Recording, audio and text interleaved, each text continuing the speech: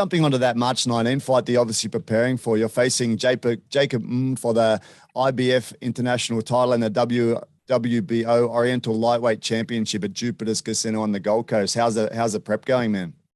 Yeah, I mean, look, like as I said to you, I've left no stone unturned, and I've just been working extremely hard and making sure that I do everything I can to secure the victory. And that's what it is, man. It's just exciting times, you know. And as I said, it's a great opportunity for me to find myself back in the world ratings and on the cusp of another big opportunity. Man, so this guy's a young whippersnapper, right? 27 years old. He's 15 wins, 15 fights, 11 KOs, man. What do you see as his sort of strengths, man? Look, I think Jacob is a pretty good pressure fighter. Puts a lot of pressure. I don't think he uses his attributes, which is you know, he's got long reach and stuff, but he doesn't really use it. But look, kid's a good scrapper. He really has a big heart, and every time that he's been knocked down, he's got back up and really given a good dig, and always managed to get the win. So you know, you can't fault him. 15-0, 11 knockouts. You know, he's unblemished. So you can't fault the kid. You know what I mean? There's no blueprint on how to beat him, but he's coming up against a crafty fighter in myself. You know, even though I'm 36 years of age, I still feel good, still young. I still feel young. I still feel healthy, and I've still got a lot to give to the sport of boxing. And man, when we compare stats, obviously you're, other than the age, you're well ahead as far as experience goes. The only thing I can see is he's got a bit of height and reach advantage on you, which kind of combine together in a way to have that little bit of reach. How would you get around that, man? Just the same way that I got around it in the amateurs, and then any other fight that I've had. You know, I fought Zolani Morali, who was 6 foot. You know, in the amateurs, I fought tall guys. I fought I think his name was I don't know, I forgot his name, but look, I fought James Ronaldson was his name.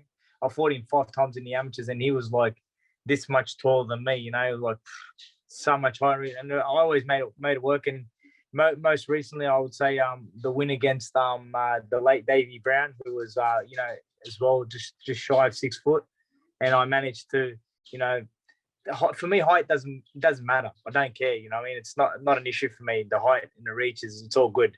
You know what I mean? I find a way to get in, and you know, I'm crafty like that. So I do what I got to do. Man, another question I have is, like, when you're coming up, I'm assuming you train boxing and only boxing.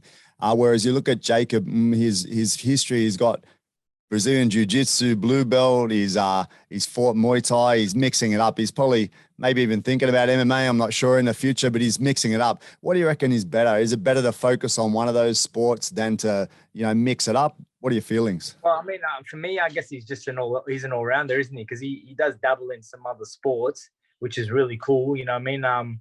Obviously, them sports are not for me. Kickboxing, UFC, you know, Muay Thai, it's really not for me. But, you know, I guess the thing is that when we get in the ring, the only thing that can help him are his fists, you know what I mean? So he can't kick me, and if he does, he's going to get disqualified. And if he grapples me, then that's going to get him disqualified as well. So, you know, he's only going to be able to use the tools of boxing, which is the fist. So I don't see how.